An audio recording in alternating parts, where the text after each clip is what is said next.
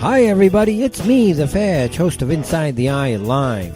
Before the Sunday mainstream media political pundit talk shows, there is Inside the Eye Live, where we break down some of the weekly mainstream media talking points before the talking points even get aired.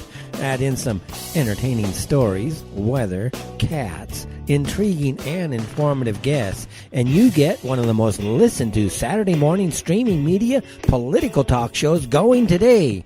And it's all right here on our flagship station, Revolution Radio at freedomslips.com. So join me, the Fetch, for Inside the Eye Live every Saturday morning at 10 o'clock a.m. Eastern. It is truly intelligent media for the politically aware.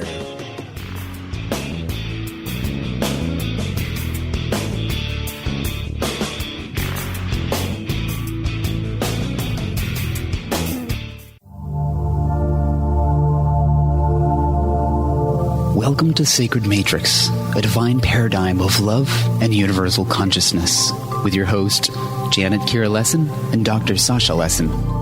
Together, we transform the world. And now, here are your hosts, Janet Kira and Dr. Sasha Lessin.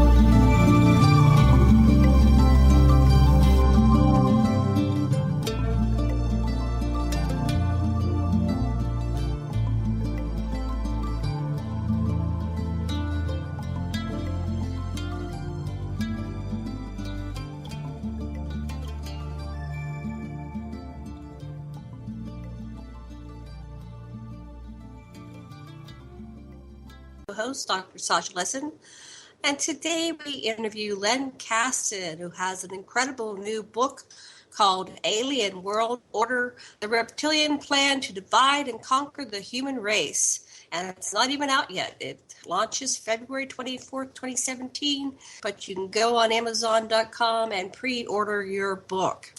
And Len shares new documents to expose the sinister alien influence in our world governments, financial systems, and scientific institutions throughout history. He shows how Eisenhower's Treaty with the Greys, signed at Holloman Air Force Base in 1954, gave the aliens authority to abduct humans for research. He reveals how Reptilian-influenced ex-Nazis infiltrated the U.S. government. He explains how the Reptilians have created alien-human hybrids under their control to replace the human population. So we're going to go back in time to long ago, just like Star Wars, and the story of the Galactic Federation, who sent the Atlans, a fierce group of humans from the Pleiades, to Earth to confront the newest colony of the combative, ever-spreading alien race known as the Reptilians. The ensuing battles sank the continent of Lemuria and drove the Reptilians to underground beneath the Indian subcontinent as well as to Antarctica. They're able to shapeshift to appear human. The Reptilians then infiltrated the Atlantean civilization, abducting humans and creating reptilian hybrids. And Len Kasten will show this technique of infiltration and hybridization prior to an all-out attack has been the hallmark of reptilian conquest throughout the galaxy. And there's more on our website on aquarianradio.com. Please go over and check it out and check out Len's cover, Alien World Order. Dr. Lessin, what would you like to say? This is really exciting work. I want you to pay attention to this because most of us have some reptilian in us too. And fortunately, we have higher levels of consciousness that can keep them in track. But we need to understand that we too are fractalated with the reptilians. We have to somehow come to peace with that part of ourselves, as well as the external reptilians. Len Kasten, welcome to our show.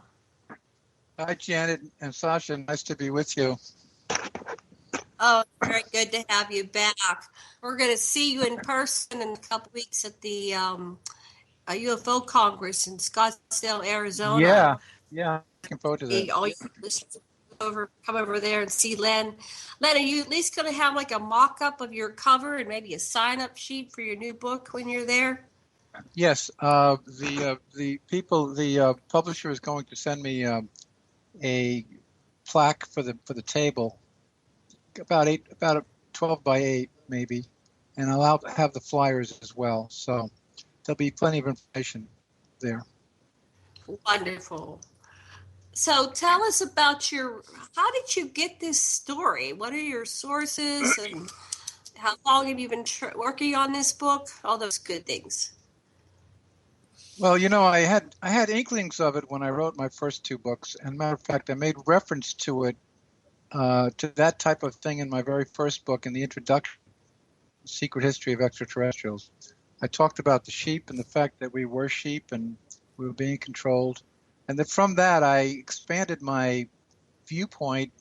I was influenced somewhat by David Icke and by others, Wes Penry, and also somebody called Branton, who has an online presence. Finally, I just put it all together. I realized what was happening. It takes a while for this to sink in because it's so outlandish and it's so incredible. It's something you don't want to believe. You don't want to believe that we are being controlled to that degree. But if you look around you, you'll see that we really are. We're being controlled by the banks, by the media, by many other institutions that keep us in check, and that control is being handled by not by a human factor, but an extraterrestrial factor. And once you make that leap to realize that we are being influenced by the extraterrestrials, then it becomes a whole new ballgame. Then other things start to open up. Great. Well, we've been studying this for a while as well, and it's lovely we have all these conversations over meals at the conferences. So I'm really glad that you pulled this all together, because it is out there on the internet, on YouTube, and people like David Icke have been doing this work for 20 years. But tying it together like you have, that's amazing. Sasha has something he wants to say. Well, it just seems that, basically what you're saying is that the Federation, Galactic Federation that cares about us, put these Atlantans, who are real fierce and warlike and hierarchical, and turn out to be the rulers of our land today in charge. And it was like to stave off a worser fate, but they're pretty bad themselves. Is that right, Len? Or did I have it mixed up? Yes, that's right. The difference is that they do not have any reptilian DNA, because they came here from. Actually, they originated in Lyra. Then they went to Mars and populated Mars. They're the oldest form of human in the galaxy, whereas we were created with the reptilian. The Lyrians are the oldest form. Who's the oldest form? I'm sorry, back up. I got confused. The oldest form is the Atlans. Is that what you're saying? They weren't part of that conference where they agreed to any kind of a mixing, so they kept their original genetics. Yeah, maybe we should back up. Can you tell us the story about how this decision was made about that conference? The conference. I haven't read the book yet, but you're saying there was a conference where a decision was made to allow reptilian DNA to be hybridized into the existing humanoids at the time. Is that correct? Basically, we the humans on this planet are the strangers. The reptilians were here way before we were. They populated this planet, according to Stuart Swerdlow, about 1 million years ago. They came with their own dinosaurs, who they brought here, and they lived here peacefully for about 300,000 years. But the Federation was not about to allow them to have this planet, because they had already destroyed Maldek.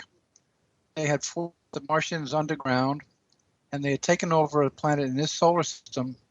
And the Federation point of view was, we're not going to concede this solar system to the reptilians. It's too critical. It's too the way it's positioned right at the gateway to what's called the Peshmatan, or the highway, the basic Route 95 of the galaxy, which starts right around here and goes right to the center of the galaxy. So the Federation was taking... Are they on? Are they the ones on Venus? And Venus was the Death Star that killed Maldek and messed up Marduk's atmosphere. Is it? Exactly. And that's Exactly. Venus. Yeah. Okay. That was their Death Star that came here from Draco. That's how they got here. That's how they got here. They've been traveling the galaxy with spacefaring technology for actually hundreds of thousands of years, if not millions of years. So they're way ahead of us. Mm-hmm. Way ahead of us.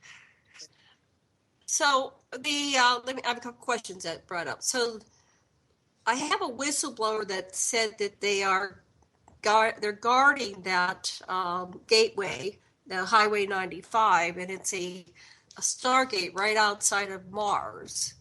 And you're saying that goes from here into the center of our galaxy. It's like critical. Right, yes. Is this that, solar is that system. true? Exactly. This solar system is right at the edge of the galaxy, and it's the gateway to the Route 95 of the galaxy.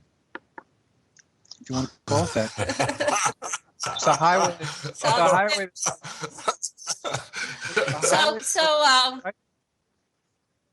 Go ahead. So it's a highway that goes right to the center, to the central sun. And a lot of traffic on. There's a lot of traffic on this highway, in both directions. And the reptilians have controlled it for millions of years. They've been in control of it for millions of years. So aren't the original humanoid species and the original reptilian species that started this whole game somewhere in the universe, aren't they about the same age? Weren't they created around the same time? The Lyrans and the Reptilians? The Lyrans and the Reptilians were contemporaneous, and nobody knows how either of them got here. Stuart Sverdlow does not have any answer for that. He said they could have come from another dimension, another time frame, or perhaps another galaxy. We don't know, but we do know that the Reptilians took up residence in Draco, and the humans took up residence in Lyra.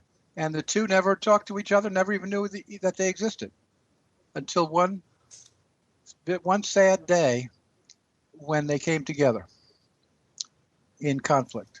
And that was the beginning of the whole drama. So how did they okay, so tell us about the conflict, and then Sasha can ask me. Well, it's just like the war of 1812. It sounds like it was a misunderstanding. Yeah, Alex Collier says initially it was a misunderstanding. The Reptilians in their travels were traveling all over the galaxy, and one day they arrived in Lyra. And they saw this human civilization that was living peacefully on, I think it was 16 different planets, trading with each other in an agricultural type environments. And they really had ideal civilizations. And they figured, hey, here's something we can take this over. And they invaded Lyra. So one day the Lyrans looked up in the sky and they saw this huge space heading towards them, and that was the beginning. And of course, the Lyrans were not at all prepared for such an invasion, because the Reptilians had incredible weaponry, and the Lyrans had hardly anything. And supposedly, according to Collier, there was a misunderstanding, and the Reptilians took it as an insult and decided to invade.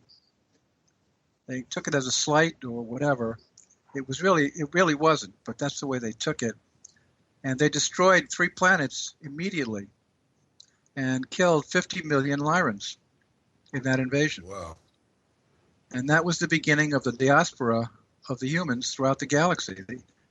Those that had spacefaring technology just scattered to many different star systems. According to Collier, they scattered to about 110 different star systems. And eventually they all got together and started what we now know as the Galactic Federation. They learned how to repel the invasions of the Reptilians, and eventually they became self-sufficient again.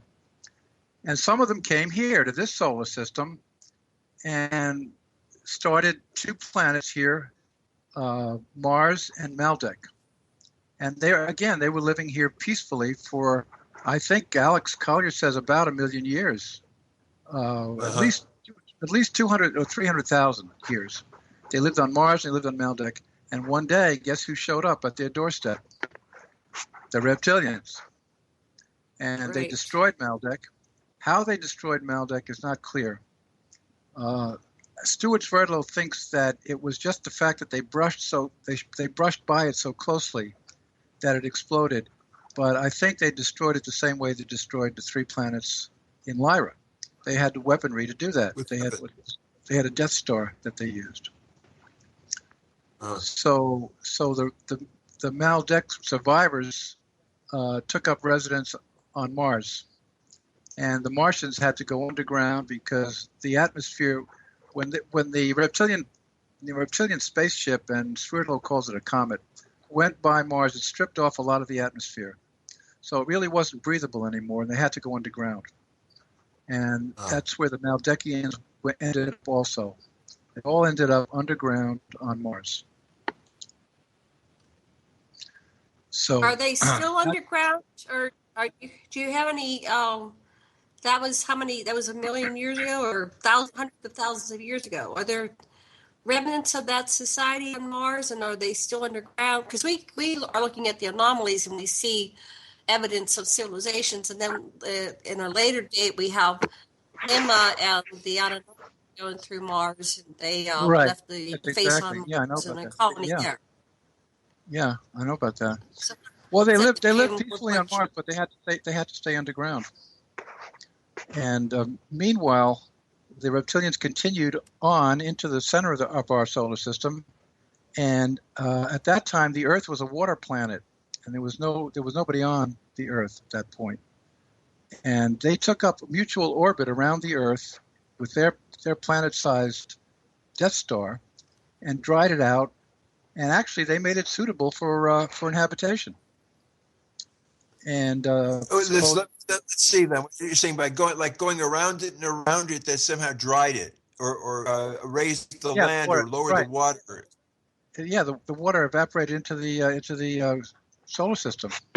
Somehow they managed to do that. It made the water evaporate. The heat of their presence. Exactly. That's probably what happened.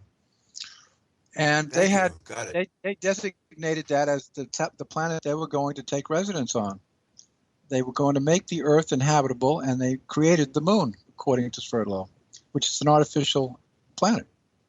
And they used the Moon as a jumping-off point to continue their terraforming of the Earth. And eventually, they moved from their Death Star onto the Earth. And that planet that they were using, the so-called Death Star, became the planet Venus. And it nudged the Earth further out, away from the sun, and took over that orbit. And that is the story of how they got here and the damage they did along the way. And that was the beginning of it all. That would also be the story of when the huge dinosaurs were introduced, and that was their beef. That was their beef. That's right. They brought them along with them because they came here inside what is called, Sverdlow called it a comet. It was really a planet. It was a planet that was their spaceship. That planet that we now call Venus was their spaceship, and dinosaurs came with them. And their dinosaurs were kind of like their cows. But, the food source. But then what we get is from Billy Meyer and from others is that the Venusians, Valiant Thor, others are lovingly disposed toward us. But that doesn't sound very Draco or reptilian. I'm kind of confused about Venus. Well, they came here. They came here on a planet-sized spaceship, and that supposedly became the planet. Everyone seems to agree that the planet Venus is a newcomer to this solar system. Isn't that what Belikovsky said that also? Eh? But he thought it came from. Yeah. But he thought it came from the, and he was ejected. Correct. Isn't that what he said? It's been years since I've read Velikovsky, so I mean, like the 60s, so I don't quite remember what he said. But yeah, I remember that he did say that the Venus appeared to be a newcomer. He didn't tie it in with a Death Star. I've heard some people say that the moon is a diosphere. What do you call it? Diosphere? Dyson sphere. So that's also could be an artificial, like you're saying. But what we got from Olnek, who said she came from Venus and en route from Venus to Earth, she assumed a human form and replaced a child that had died, and so that's how she got into a family. The child went to her grandmother's home for the summer, and then she was replaced with Olnek.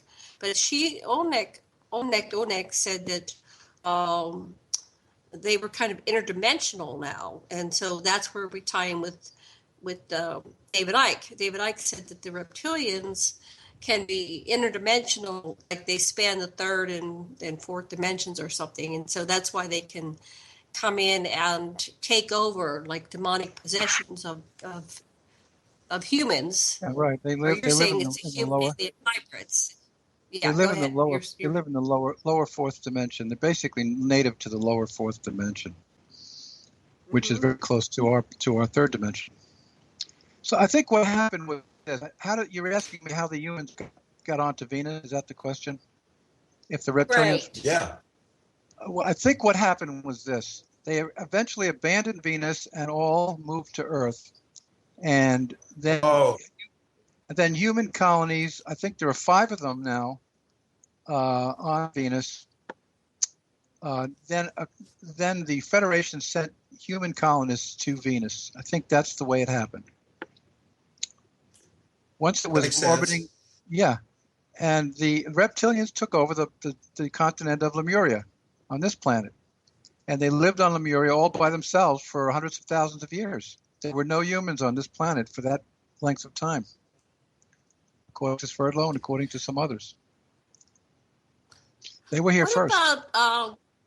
What about people like, what's his name, the guy that starts with a C, and he shows that there's humans that were here billions of years ago.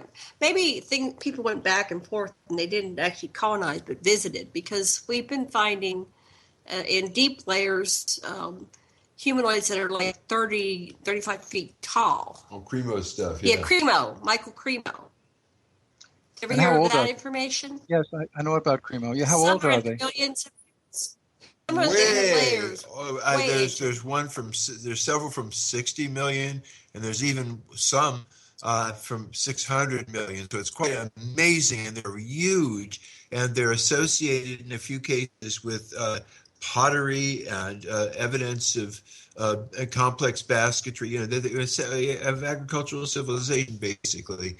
But they were wiped out so long ago, there was hardly a trace. And there certainly are archaeological finds of dinos and humans in the same layers. Right. Yeah. That is based on carbon dating, isn't that correct? And carbon dating is notoriously unreliable. Certainly, it's the position that there was no. It's also. Nobody looked here. Yeah, I'm sorry. Go ahead. I'm sorry. He's Cremo. You'll have to look at his YouTubes, but he bases it on the layers. Going deeper and deeper and deeper. So he'll cut into the side of like a mountain, dig in from the side, and then he'll go down layers that are, billions of years down, and then they find these different things. So it's more than carbon dating. It's also stratigraphy. Yes, stratigraphy. Yeah.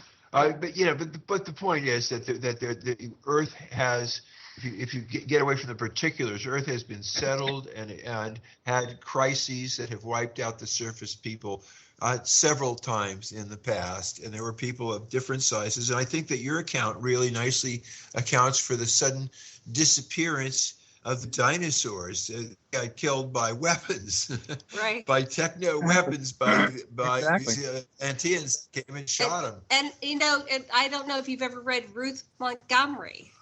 Yeah, When I I have was read. I have starting, read. okay, well, she talked about how the dinosaurs were wiped out because humans and dinosaurs existed side by side, and they were taking them out because they were, That's chomping exactly on the things, story. raiding. That's exactly the story. Worse than deer. Worse than deer, yeah. Yeah, it's exactly the same story as Sverdlow. That at that point, the reptilians were living here alone, so there was no conflict, and they had the dinosaurs with them, and they lived on planet Earth. Whether or not planet Earth was indeed a water planet a million years ago, I don't know. I do know that there are many water planets in the galaxy, so it's nothing new. It's not a strange and unusual phenomenon for a planet to be all water. And that's what Sverdlow says. He says until a million years ago, that's what it was. And then the reptilians came and dried it out. And they decided to build their own continent, and they more or less dried out Lemuria. But they also dried out Atlantis. And Atlantis was uninhabited for many thousands of years. But that's where the worm turns. That's where the story takes a whole new drift, right at that point.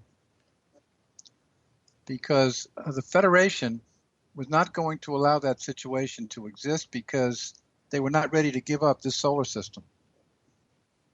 And they sent a very fierce group of humans from the Pleiades to inhabit the continent of Atlantis. They were called the Atlans, and that's how Atlantis got its name.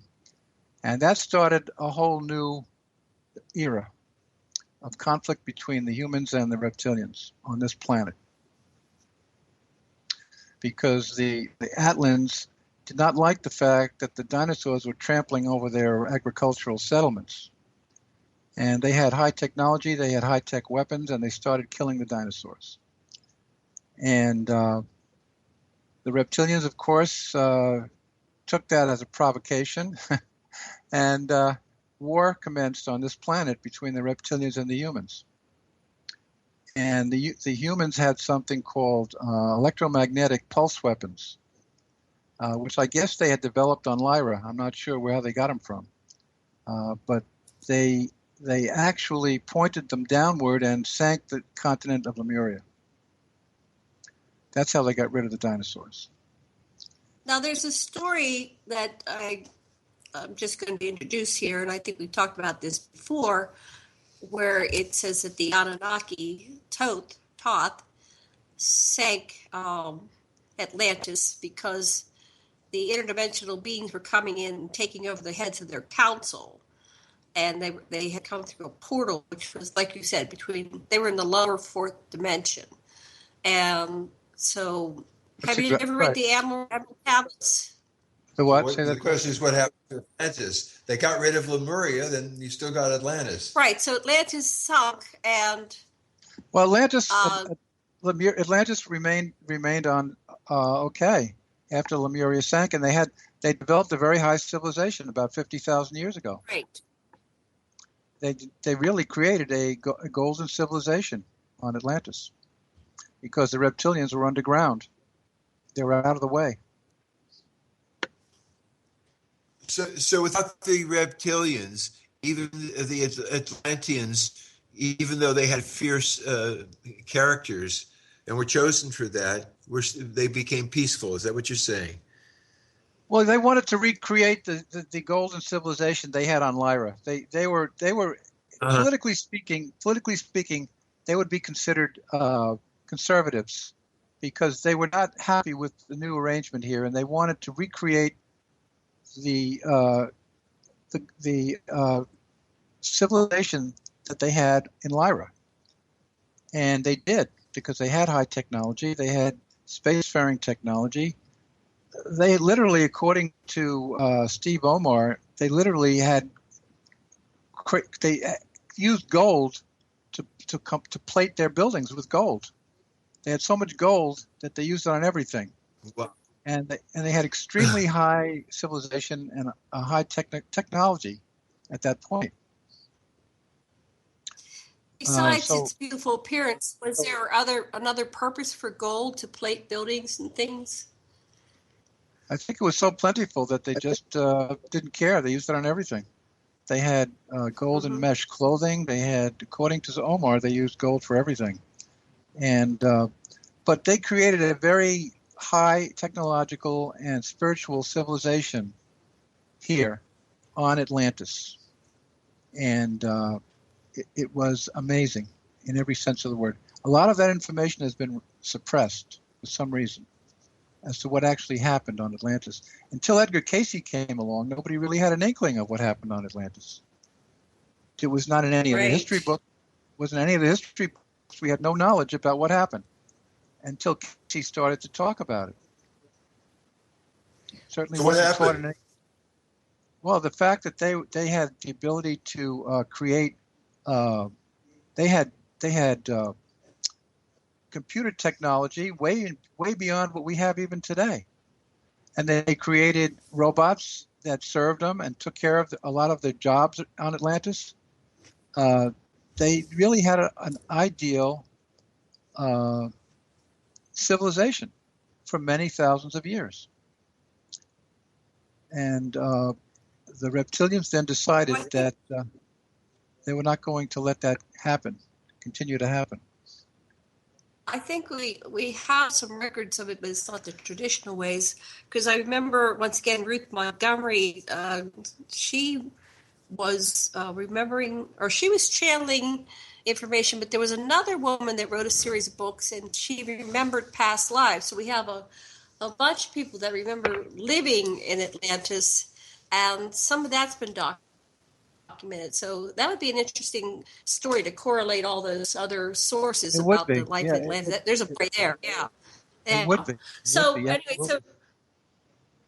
Atlantis has this high civilization. Oh, and then there's that series of paintings where they show high civilization of Atlantis, and they're actually riding some dinosaurs like a pet, like elephants and stuff. Did you ever see that series of paintings? No, I didn't. But I saw 20 years. Yeah. No, I didn't. I didn't know that any dinosaurs survived, actually, because I think they wiped out most of them. Well, these were some of the smaller species, and they domesticated them like pets. And so there's this whole series of paintings that somebody channeled, and they're very. I'll see if I can find one and put it up here on this site and send you a copy. I almost bought one. I saw it in an art gallery, but they became very popular. They were out in books and all that stuff. Okay, so let's get back to the story. So Atlantis, it sinks in various phases, correct? It doesn't do it all at once. Yeah. The Atlanteans. Now, the Atlantean humans did not have any reptilian DNA at that time. They were not. There was no reptilian DNA. They were truly human, the way humans lived on Lyra, and they had space technology. They had spaceships. They had computers. They had something called a Firestone, which was like the Tesla invention of a huge tower that sent power all over the globe and powered the ships at sea. It powered all of their devices. And it was like electricity, only it was centrally located. So they really had everything under control.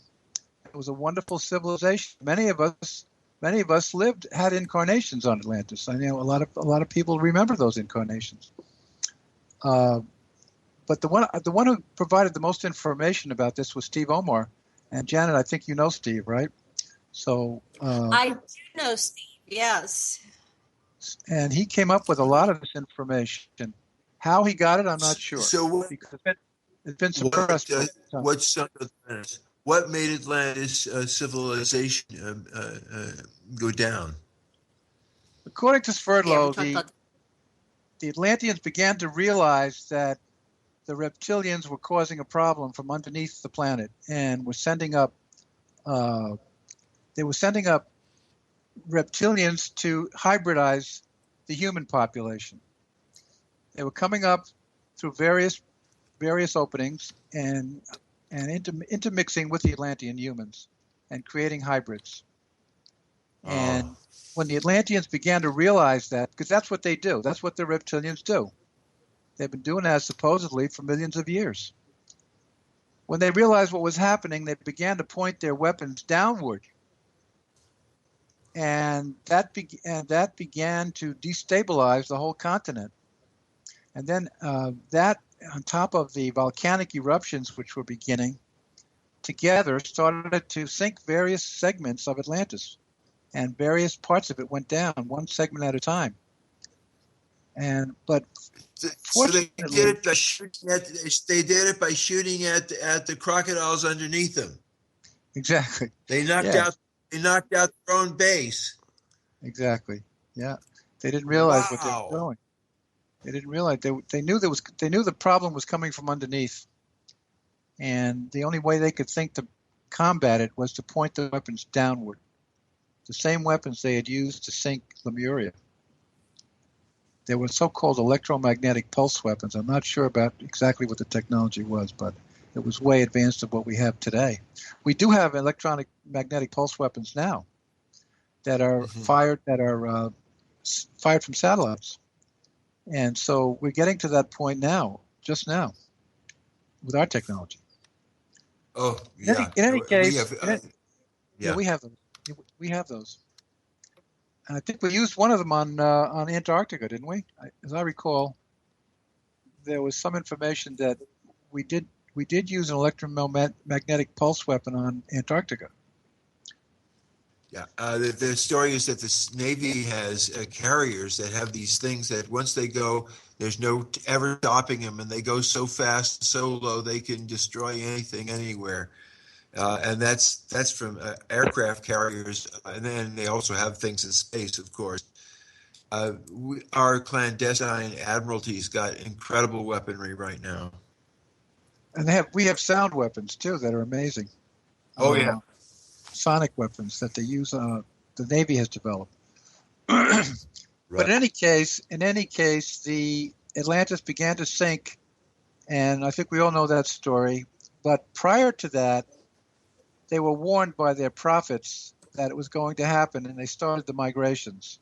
And Edgar Cayce talked about the migrations.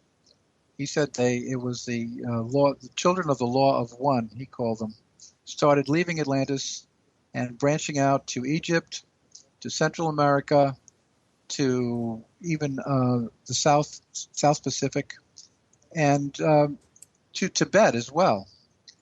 And a lot of what we call the masters today, the Tibetan masters, they were really expatriates from Atlantis. That's where they came from.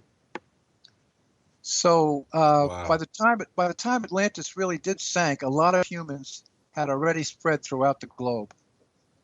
And then finally went down. The final portion went down in one night. The last portion sank in one night, and that's the story that has survived. So at that point, Lemuria was down, Atlantis was down.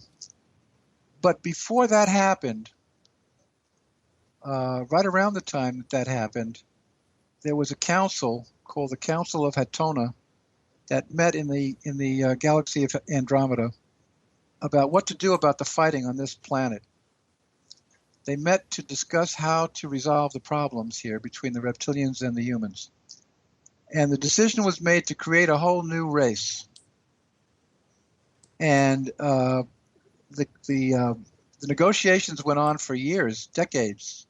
Finally, they agreed to create a new race here, which would consist of the DNA from 12 human species from 12 different galaxies, 12 different solar systems throughout the galaxy. But the reptilians succeeded in getting the reptilian brain included in the final product. So while it was essentially a human creation, created mainly by the Elohim, who were a very, very highly advanced human civilization, the reptilians did get their reptilian brain into the product. And that, they thought, would allow them to be able to influence and to control the new population. And to a large extent, that has happened.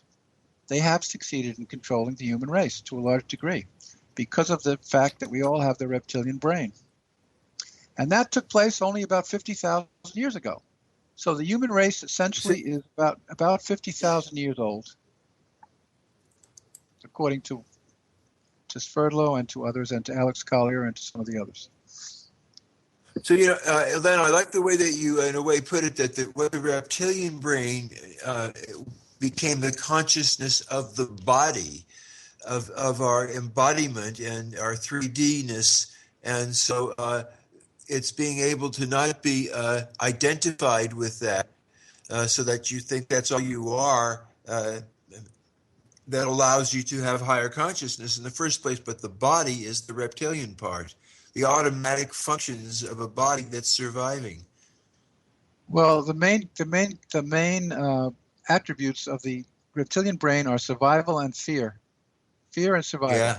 It's the lowest part of our consciousness, but it's been overlaid by two other layers: the mammalian brain and the rational brain, and they control the human being. So while we do have some reptilian characteristics, we're mainly a civilized society. We're mainly civilized because of the fact that the mammalian and the rational brain predominate.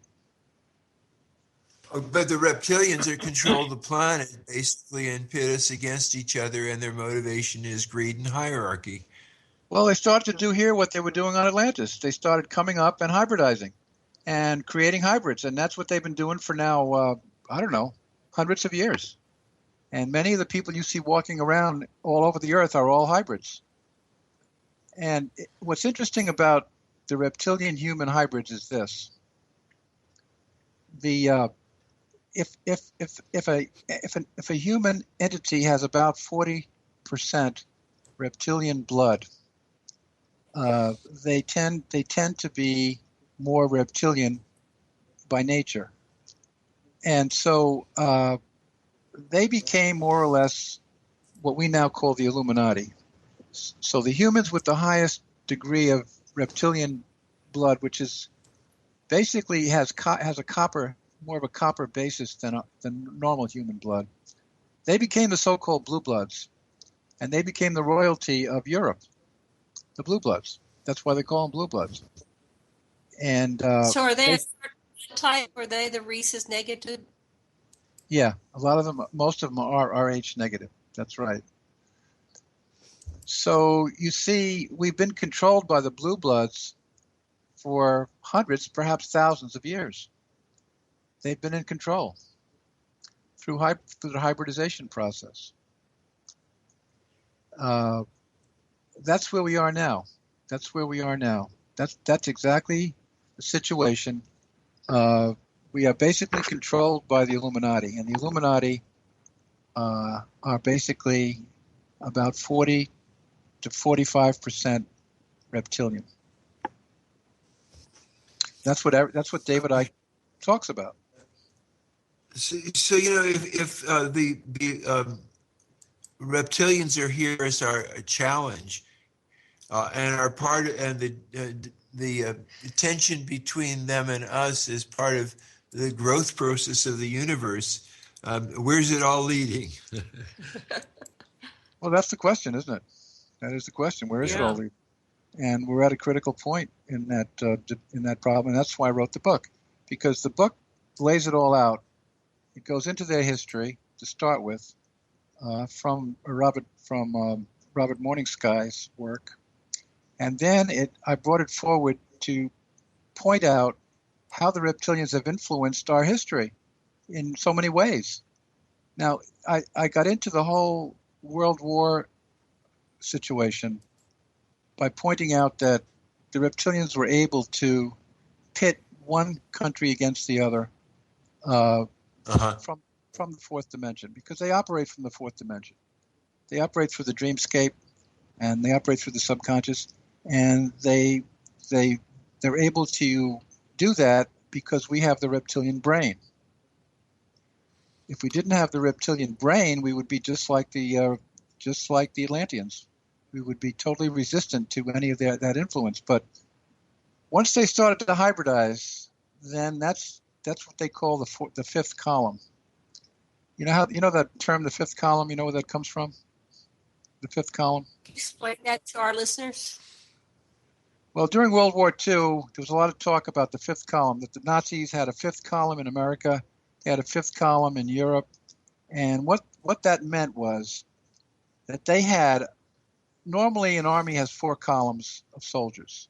The fifth column is the one that infiltrates the civilization and weakens it from within, so that by time the other 4 columns arrive, most of the work has been done.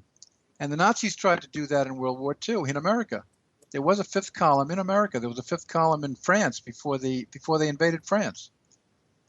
It's the same idea. It's the same idea. And the reptilians have been using that for thousands of years, wherever they go. That's what they do. They hybridize and they create a fifth column. So the fifth column operates from within, and that fifth column in Western civilization has been running our society for thousands of years. They run the banks, they run the media, they run all the things that we consider institutions. And so when the time comes for the reptilians to actually invade, they will not encounter any resistance. That's the plan. Right, because they're not, they see themselves as part of it and not outside of it, so they don't resist because it's just, they're used to it. They're acclimated. It's what they are. And we've been trumped. We've been trumped. we've been trumped, exactly. And as a matter of fact, the Illuminati are really bargaining with the Draco even now to decide who inherits the planet. What part do they get? They said they're willing to settle for 25%.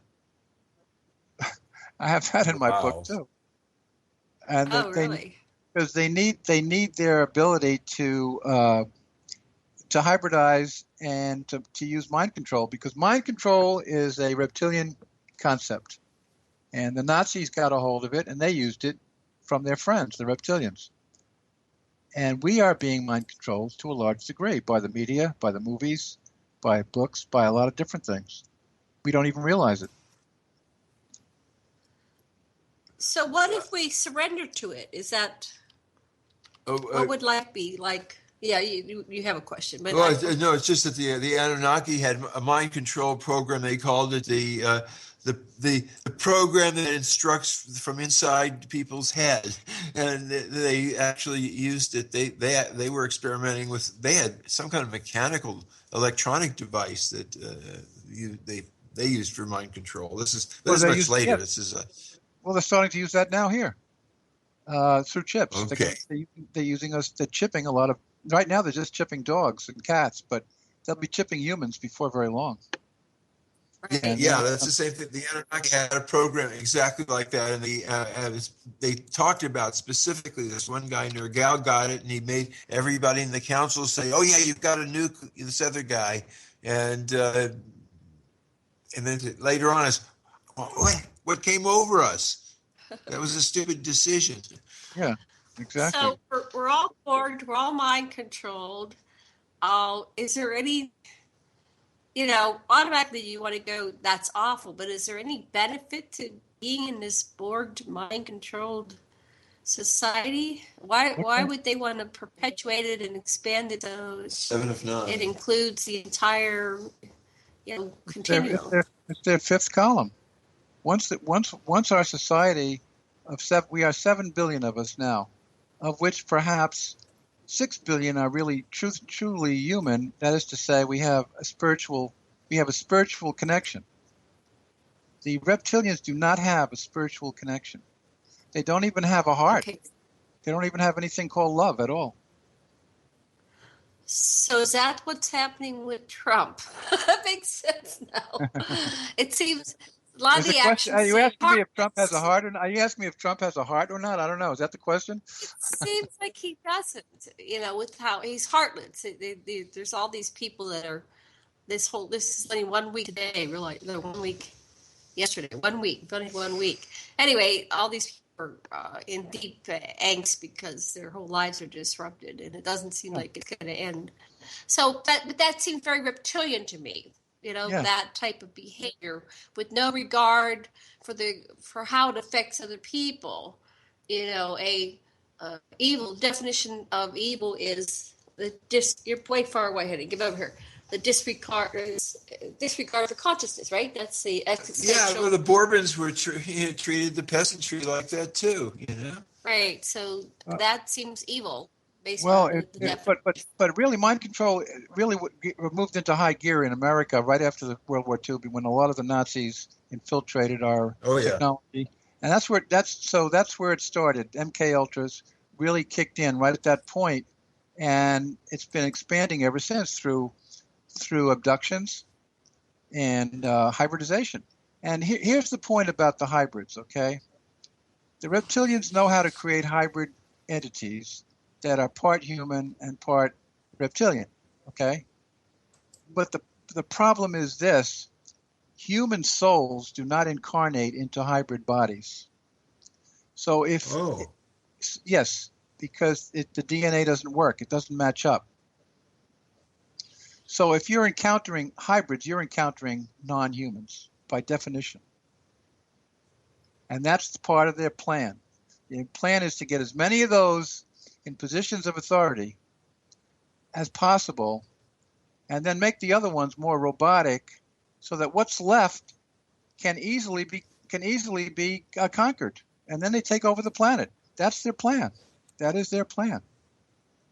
But if you look at the entire system that was created originally by species, they designed vehicles in which to incarnate and have experiences. So if the souls can incarnate in these bodies, there'll be less and less vehicles for souls to come down and have experiences in third-dimensional reality.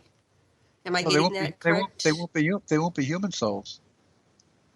They'll be alien souls. Right. So probably the human souls eventually won't be able to come down into 3D physicality at all.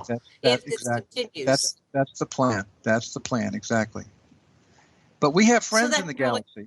We have a lot of friends in the galaxy, and our friends are not going to let it happen if they can find a way to prevent it. The Federation has not given up on us. The Federation has not given up on us, and we're getting a lot of help. That gets enough motivation for them to. They need vehicles in which to come down and have these experiences in third-dimensional reality, in physicality. And if the reptilians keep taking away the viable places in which to incarnate and have, human or humanoid existences, then they have a motivation to stop this. But isn't ultimately that kind of a spurious dichotomy that ultimately at the top, it all originated from one source? Oh, we're going to be on a break in 3 or 4 minutes. I guess we can save some of that for afterwards. But what do you think on that? Well, when you say one source, what are you referring to when you say one source? I'm talking about the one is the co-creators of existence, God source. If there's a dichotomy between us and the Dracos, that means we're in some kind of a continuum or dimension that we share. It implies that, I think. Right. Well, we do. They really live mainly in the lower fourth dimension, which we consider our dreamscape, and we live in the third dimension. Well, I'm talking about the third dimension.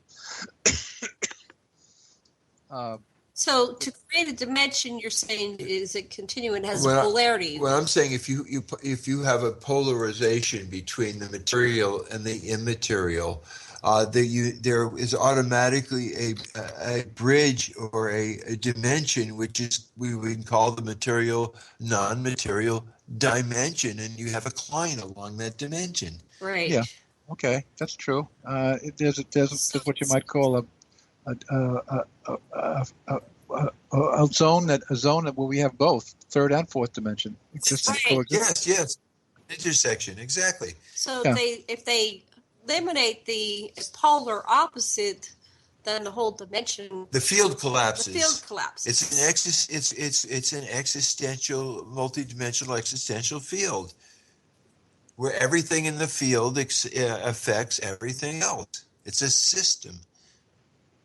And so you automatically have the conflict of what is system and what is beyond system, and then you have to have a bridge which bridges that dichotomy. When you bridge them all, you're back to what Janet is alluding to as source, or the metacosmic void, before Leela gives you the first dichotomization. Well, I think the third and fourth dimensions blend into each other at the border, don't you think? Yeah. I mean, there are many fourth dimensional entities that can invade our dreamscape, and they do. They come into our third dimension through the dreamscape. And conversely, there are many individuals living in the third dimension that are able to live in exalted fourth dimensional states and crossing over into the realm of the dead. So we got it going both ways. Both ways. There's traffic in both directions, right? Mm-hmm. Wow. So we're coming up. Break. There it is. Coffee time. You're listening to the same thing. We'll be back in 5 or 6 minutes.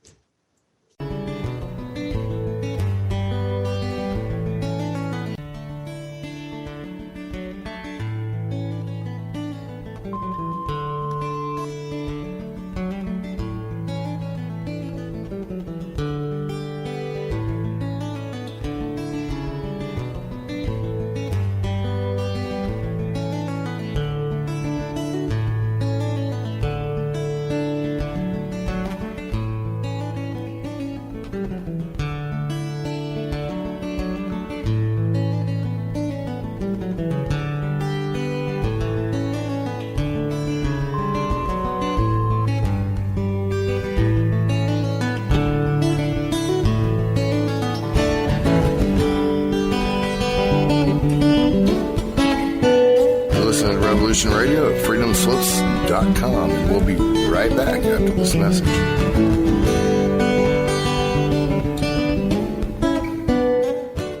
Who are you? I am the architect. I created the Matrix. I've been waiting for you. Why am I here?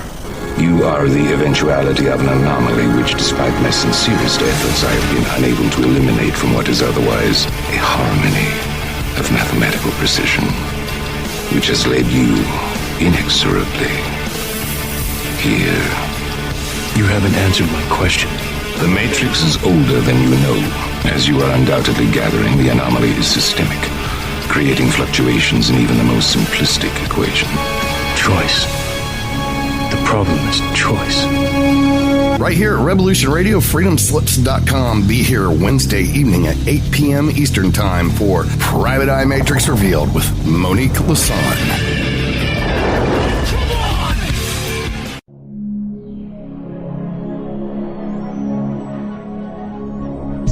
Ladies and gentlemen, can I please have your attention? I've just been handed an urgent news story, and I need all of you to stop what you're doing and listen. Hey folks, Captain Nighthawk here. Do you have a favorite host? Well, imagine if you will having all the broadcast shows from 2013 to listen to anytime you want. Awesome deal, huh? Anyway, so stop by freedomslips.com and order the entire 2013 library of your favorite host for just $30. Not only do you help with the station funding to keep us on the air, you also help the host because they get half of the net on every order. Also, we have Revolution Radio's all-time favorite shows all on one disc. The details are really broad, so you'll have to visit the website and go look at the details yourself. It's, again, www.freedomslips.com/season2013.htm. And get your favorites. First come, first serve, 7 to 21 days for delivery. Thank you. This is Revolution Radio, freedomslips.com, where information never sleeps, including me. Later. We've got to stop them! They're going to kill us all!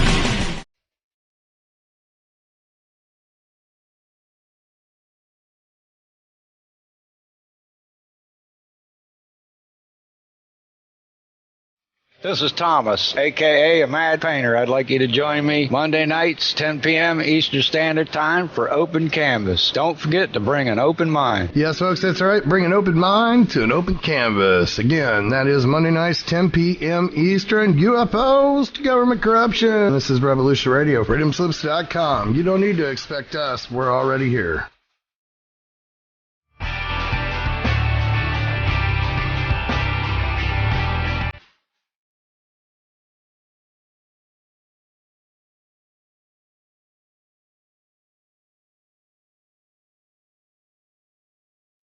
Welcome to Revolution Radio, where you, the listeners, are in charge. Here at Revolution Radio, we present 48 broadcast hours of news and information each and every day. Revolution Radio never sleeps. Revolution Radio is worldwide and borderless information. Revolution Radio is also commercial-free. Revolution Radio is supported 100% by you, the listeners. And that's why we appeal to you to donate and support this station and its expenses. You can support us in many available options like archive subscriptions, our seed pack selections, or even my woodworking store. And we also even have Revolution Radio's swag at the Revolution Radio Zazzle store, in which you can get t-shirts, coffee cups, even a baby onesie.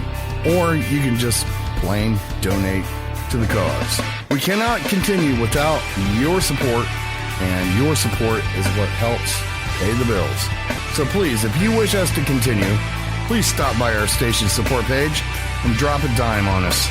Revolution Radio, where information never sleeps.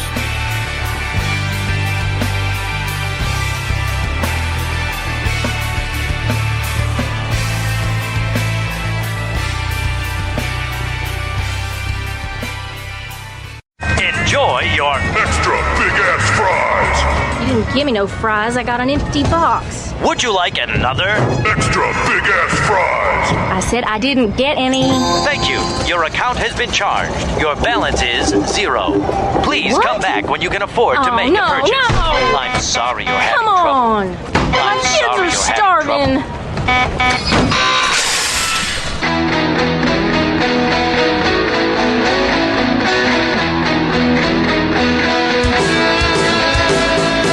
Thank you for tuning in to Revolution Radio. Here at Revolution Radio, we believe in freedom of ideas, freedom of speech, but above all, we believe in freedom of existence through self-reliance. This station is 100% listener-supported, and as a fundraising promotion, I have a kick-ass free gift for a $100 donation. 35,000 seeds. 25 years in the freezer. Long-term storable, 54 different varieties. So if food prices go crazy, the shit hits the fan, or if you just want to save tons of money every year by creating your own food like I do, grab our seed pack special. Just look for the banner on the homepage at freedomslips.com. Don't be a statistic. Don't be part of the problem. Be part of the solution. We need, as humans, to start taking care of ourselves and not depending on the megacorps to provide unhealthy, nasty food. Included in this package is also a DVD with 900 survival and off-grid living documents and the offline home canning how to do everything website all on the DVD. So when you're growing all that food, you know how to can it, store it, preserve it, etc. with all these documents. So thank you for tuning in to Revolution Radio at freedomslips.com. I hope that you will pick up this package and start learning to be free. Revolution Radio, freedomslips.com, where information never sleeps and freedom is one seed that needs to be planted.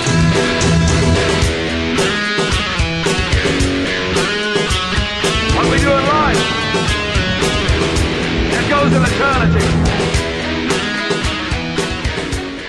The opinions expressed on this radio station, its programs, and its website by the hosts, guests, and call-in listeners or chatters are solely the opinions of the original source who expressed them. They do not necessarily represent the opinions of Revolution Radio and freedomslips.com, its staff, or affiliates.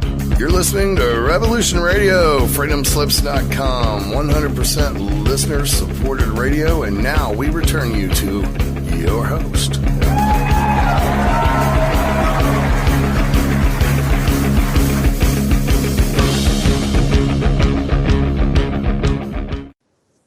Aloha and welcome back to the Divine Paradigm on Revolution Radio at freedomslips.com with your hosts, Janet Kara Lessin and Dr. Sasha Lessin, and our very special guests, Len Kasten. But before we get back to our show, I'd like to remind everybody to please go over to that donation button on freedomslips.com and make your donation. We do appreciate your donations. Anything you can donate, $1, $5, $15, $20, 100, 1,000, a million, whatever you can donate. We greatly appreciate and thank you very much. Mad Painter, Thomas Becker, anything else we need to tell our listeners about promos, specials before Just we get beg back to for our show? money. We're real low on donations this month.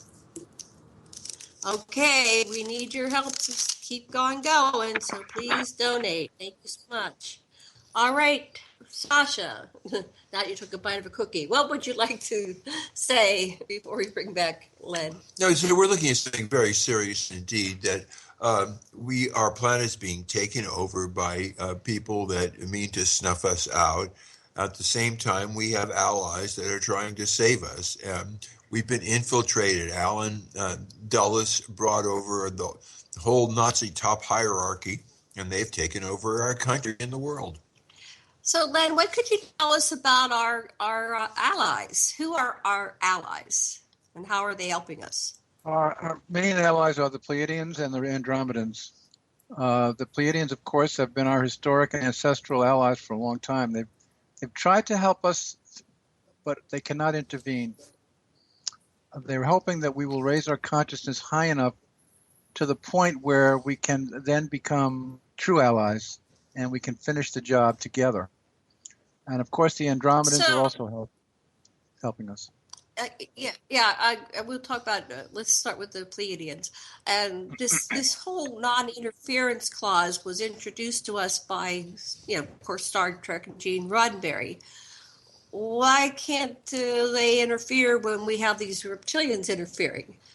Where does that decree come from? Because it's basically our karma. It's the karma of the human race. And a lot of us who have come back from previous lifetimes have heavy karma to pay, as we do as nations and as civilizations. And that karma they can't interfere with. They can only hope that as our consciousness expands, we will be able to handle karma much more easily. And as we grow in spiritual power, this, of course, will become easier and easier for us to do. But the reptilians have a different idea for us. They're starting to use artificial intelligence and to make us part electronic and part human. And what they call the singularity will be the point where the human and the human and the robotic cross over, and we start to become primarily robotic. Once that happens, we get plugged into their main system, their main computer system, and it's all over for us. Once that happens, then and the robotics and the hybrids then predominate over the spiritually based humans, we've essentially lost the planet. It's all over. How do we know that hasn't already happened? It hasn't happened. You think it has? I think that some very, very draconian things are happening right now. Exactly. Absolutely. I agree with you. But it's not over yet. It's definitely not over yet. And we're starting to grow in consciousness. We are. The human race is starting to grow and expand its consciousness. Well, I've heard the theory that this whole Trump deal is there to accelerate us awakening in time, to accelerate consciousness, that we needed a kick in the butt, and, something really draconian in order to be polarized against, to help find us. Otherwise, we get kind of lazy and sit in front of our TVs and eat popcorn. Well, it's, at the very top, it's a kleptocracy.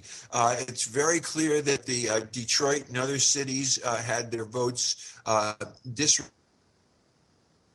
in such a way as to hide the fact that Hillary Clinton is the president of the United States right now. And the election was in error, and Hillary is the president. That's how I look at things. I wish other people did too. That's probably why Donald Trump is trying. That's probably why Donald Trump is trying to make the point that he actually did win the popular vote, but it's not working. It's not working. He did not win the popular vote, but he would like to leave the impression that he did, because he says 11 million people voted illegally, or 3 million people voted illegally, which is ridiculous, and he has no evidence for it. That's another way of saying that he was basically won the election. The popular. Right. But you see what's happening. The evidence is actually but showing the opposite. If he weren't. But what you said about the kick in the butt is true. It is true, because look what it gave birth to. It gave birth to an incredible women's movement. I mean, women were demonstrating all over the world. We've never seen that happen before. That's never happened before. And something else very beautiful has happened today when people have said, it's like, we can't stand what you're doing to Muslim travelers. This is inhuman. And at the airports of the United States, people are saying, hey, you can't do this to our neighbors. Exactly. That's happening right now, yeah. Because the so-called green card problem, they don't know who's a citizen. In other words, what they're doing is they're even starting to question green card holders, which was not part of the original deal. Green card holders are here legally, and they cannot be refused admission. They're almost like citizens, really. Right. So he's exceeding his authority. He's out. We would say ultra vires. This is impeachable behavior if he was the president, but he isn't the president. But he is in some way. Anyway, so this all goes to what's going on behind the scenes with the war, the ongoing many millions of years war between reptoids and humanoids. So Exactly. and then you said the Andromedans are allies. Tell us about the Andromedans. Well, that's where the Council of Hatana took place. Hatana is a planet in the Andromedan system, and that's where the original council took place. Where it was decided to create the human race 50,000 years ago. So the Andromedans are very much part of this whole situation, as are the Procyon. The Procyon is an interesting example of what can happen to a planet that doesn't fight back. The Greys took over Procyon, and they kicked out the humans. And the humans became refugees. And we have a lot of them here because they did exactly what the Reptilians do. They infiltrated and they hybridized. And by the time the Procyon population realized what was happening, it was too late. And they lost their planet. That could happen to us. That's where we are now. Well, looks like we're losing our country, so it starts on the local level and goes to the global. So what can we do to effectively, fight against this? Well, and I guess what I really I'm sort of taken by Martin Luther King and Jesus' idea that you love even your enemies while they're harming you. It doesn't mean that you don't defend yourself or in a reasonable way, but we've got to somehow not just think of destroying each other, but somehow reach out and make a win-win. That's what I think. Exactly. That's exactly right. The answer is in expansion of consciousness. As we grow in consciousness, we do not hate back. We take a Christian viewpoint and we love our enemies, which is exactly what Jesus taught. And the reason he taught that was because that is the route to victory. The third appendix in my book is called The Path to Victory. And that was written by an entity called Kyla, K-H-Y-L-A, who is from Procyon. And he knows the whole story of what happened on Procyon, and he laid out the whole agenda for what we should do to fight back, and that is how to expand our consciousness. It's all in that appendix, and it was all written by him. So that's a starting point anyway. Right. So what are some ways we can expand our consciousness and become aware of if you focus your attention on people who have been the most advanced people on our planet, Gandhi, Mandela, Jesus, Buddha, and if you focus on those men and what they taught, not only men but women too, and you could slowly raise your consciousness to their level, and that's what he's advising us to do. If you read that, So you identify with the issue or the paragon, and you let the archetype of the paragon be your guiding star. Exactly. Hating back is not the right way to go, and it doesn't accomplish anything. But the Gandhi approach, for instance, he used that as an example. The Mandela approach, that will work.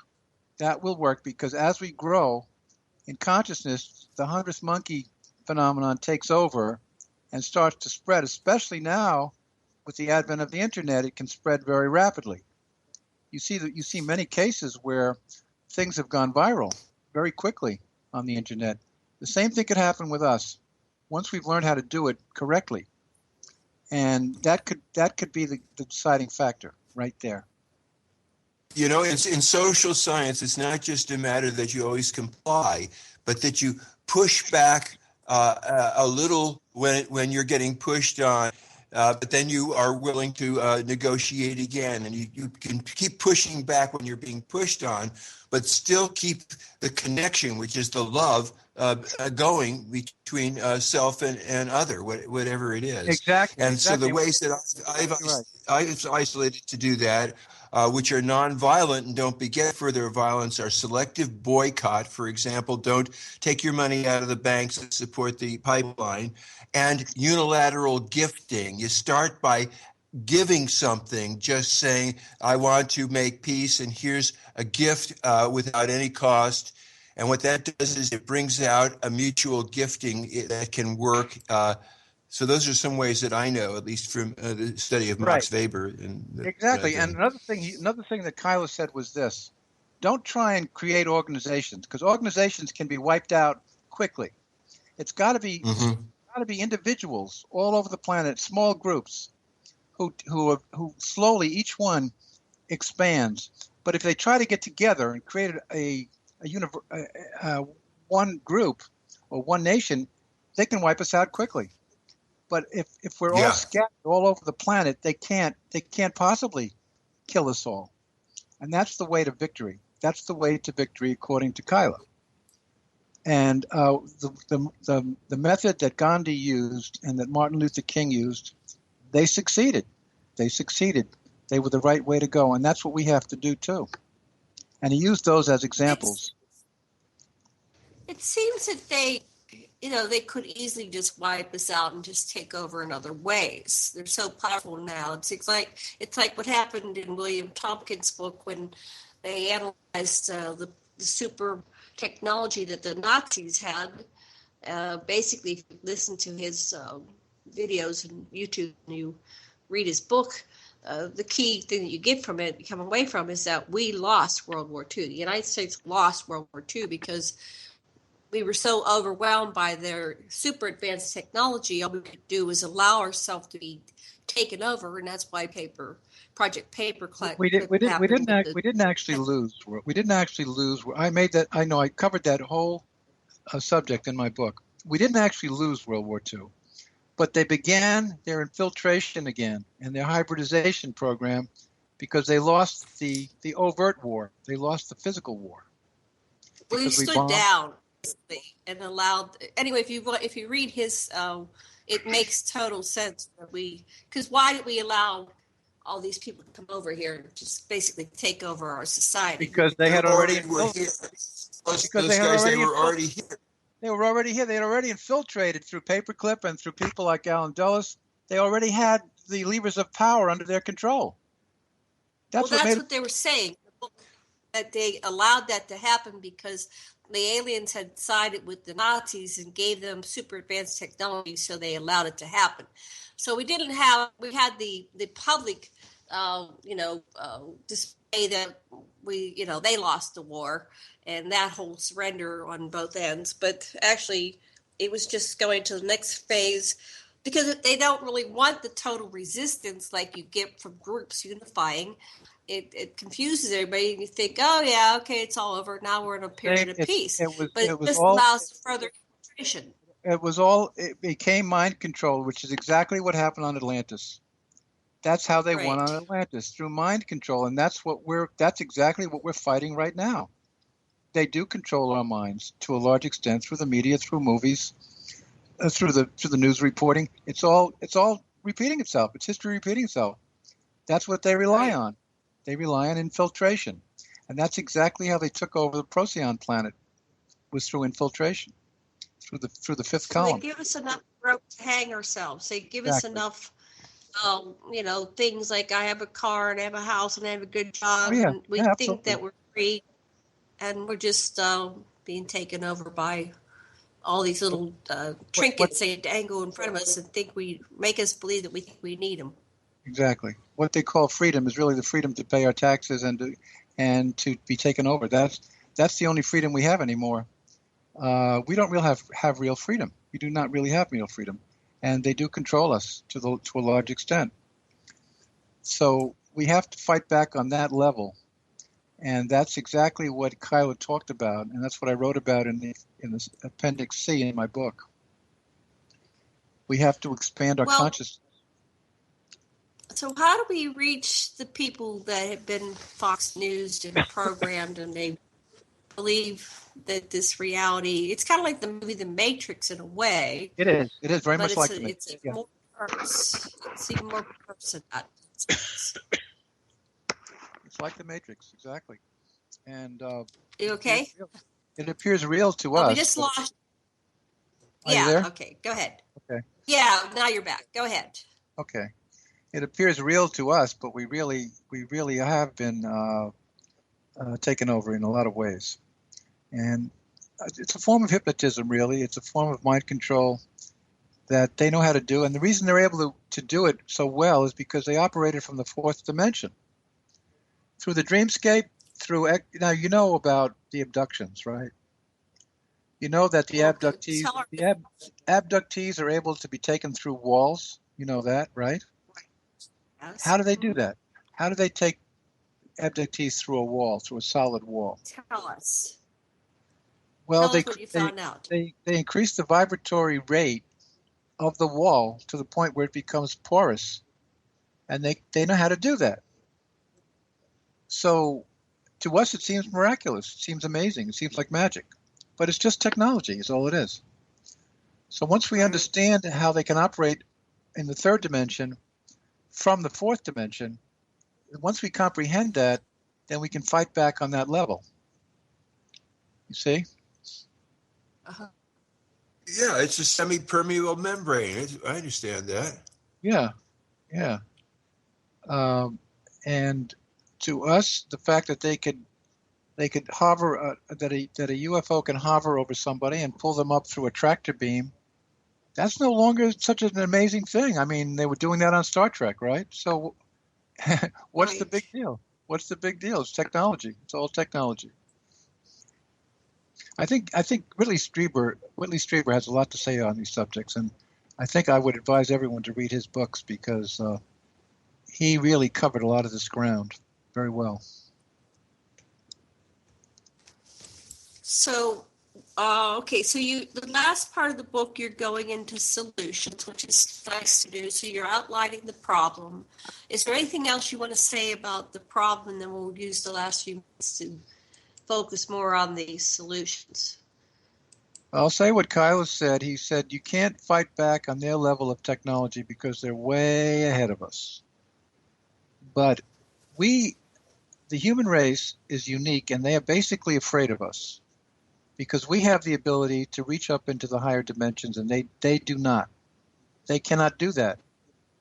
And their DNA has not changed one iota over millions of years, whereas ours has been tweaked by our extraterrestrial friends to the point where we, the human race now, which we call Homo sapiens sapiens, is so much further advanced over the previous versions of the human race that it's like two different races, really.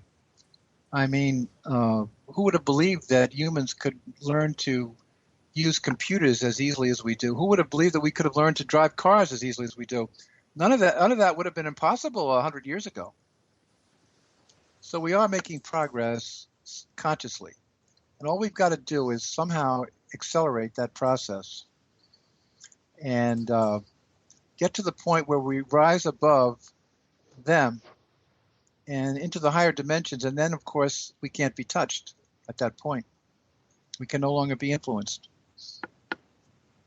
That's the key. Yeah. You know, for me, one way is to just be able to feel from the heart, to be able to feel your natural, and this is what we get from our Homo erectus ancestors.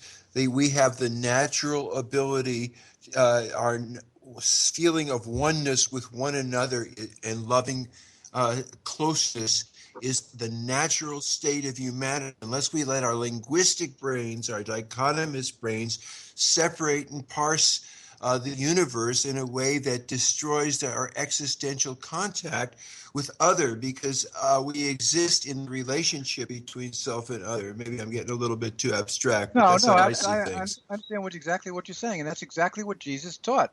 Jesus taught, love your neighbor as yourself. Now, that was revolutionary. That was a revolutionary concept in religion. Up to that point, it was all about propitiating the gods and hoping that they will smile on us. That was the first time that love became an aspect of religion. Never before had that been done. And he was sent here for that very purpose, to do that, because that is basically the answer. We can love, they cannot. And love is very powerful. They only know how to dominate. They don't know how to love. The reptilians do not have that ability. So you see, it's the key. It really is the key.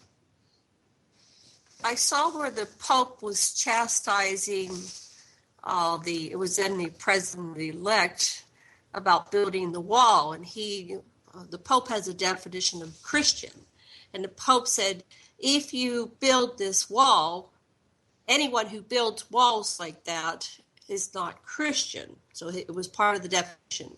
So I think that there is a basic defining of those who are Christian, those who have empathy for other people, and that those who are not Christian, if you're using Christian as a basis of good and bad. Do you understand what I'm saying?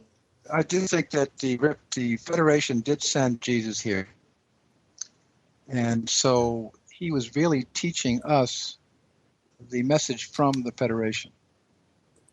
And Buddha was also. So if we know how to do that, if we can observe what he taught us, then we can't lose, really. We can't lose. Right.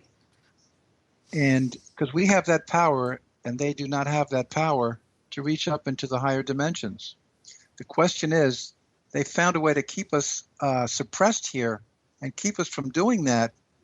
And we just have to find a way around those traps, those snares. That's what we have to do. Well, it seems like if you follow the principle that to love your neighbor as you love yourself, that's like a very basic thing. Break it down to but it's what you actually have to do. Exactly right. Feel your neighbor as yourself, as your family, as an extension of yourself, as part of the identification of yourself, part of the consideration you have with doing things. So if you're going to do something and it affects the environment and it destroys your neighbor's water and it destroys the ecosystem, you can't do those type of actions, even though it might not immediately affect you, because you can go to the underground dumps and avoid the destruction of the surface world. That's unchristian. So you can't possibly call yourself a Christian when you're doing things that are setting up the things to unfold that are going to destroy the environment, destroy your neighbors, destroy their lives. It's not Christian, no matter how you act up. And that was part of the thing I saw today, that Trump got so offended. Oh, how dare you define me if I'm a Christian or not? And the Pope was just saying, Christians do A, B, C, D, and E, and they don't do, 1, 2, Did they actually have a dialogue? Did Trump actually have a dialogue with the Pope about this? You can Google it. I found that it was. They tweeted each other. Really? They had. I didn't know that. They used the media, not tweeting, but they used the media to have this dialogue. They weren't face to face. The Pope said it. Oh, he was responding to an interview, and this isn't right now. It was a couple weeks ago, but he was responding to an interview, and then Donald responded to what the Pope said, and of course he was highly, insulted. And you can't possibly think I'm not a Christian. But so there are basic things. If you really literally take what Jesus said, did the Pope say he was you're being Christian or anti-Christian? Yeah. Did the Pope say he was unchristian or anti-Christian? The Pope said that anyone that builds a wall, that keeps out their neighbor, that anyway, you'll have to Google it and look at it. He was just saying that what Trump was proposing, this wall, which actually they found will be very detrimental to the environment as well. It's not something that's conducive to creating a good environment. It puts toxins into the air, so everybody close to the wall was going to get these incredible toxins. So there, people are going to die. These actions are ending up with people dying and suffering, not only and destroying families. And we could say to Trump exactly what Ronald Reagan said to Gorbachev. Mr. Gorbachev, tear down this wall. Remember that? That's exactly right. That's exactly right. The walls don't solve anything. And the other thing we're not thinking about is that they declared martial law. That wall was going to keep people in, and they won't be able to run to Mexico when the shit hits the fan here. Exactly. It goes both ways.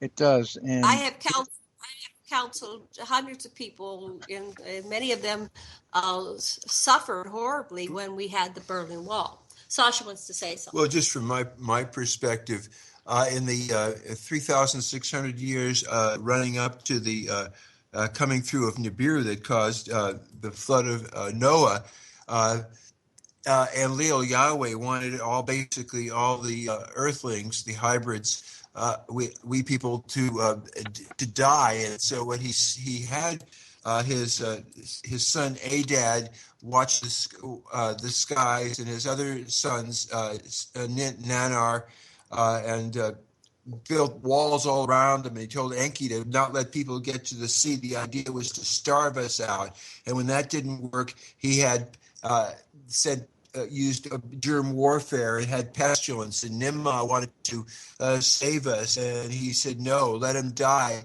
And then when finally the flood was coming, he said, this is it, don't tell them, let them all die.